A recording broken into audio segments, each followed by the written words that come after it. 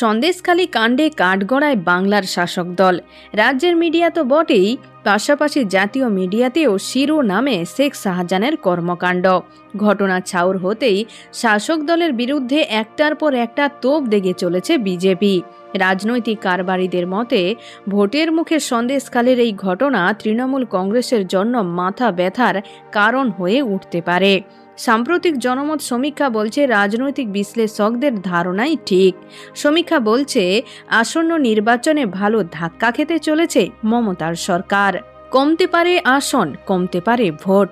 তৃণমূল কংগ্রেস ব্যাকফুটে গেলেই সেটার ফায়দা তুলবে বঙ্গ বিজেপি।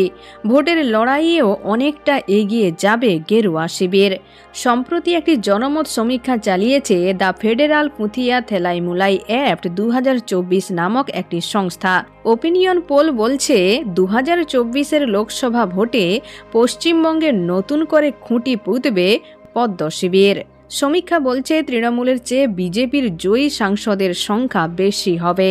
সমীক্ষা বলছে বিগত এক দশকে এই প্রথমবার এতটা শোচনীয় অবস্থা হবে তৃণমূলের।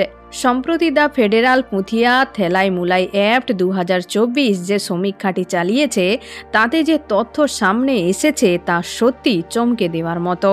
সমীক্ষা বলছে আসন্ন নির্বাচনে দ্বিতীয় স্থানে জায়গা করবে মমতা বন্দ্যোপাধ্যায়। তৃণমূলের দখলে থাকবে মোট 13টি আসন এবং 11% কম ভোট পাবে তৃণমূল।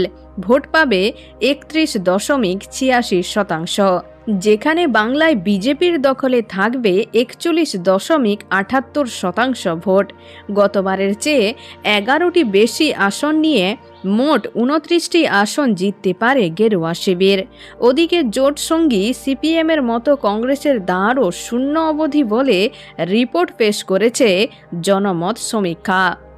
এখন এ পর্যন্ত, আবারও দেখা হচ্ছে রাজনীতির পরবর্তী আপডেট নিয়ে। ধন্যবাদ।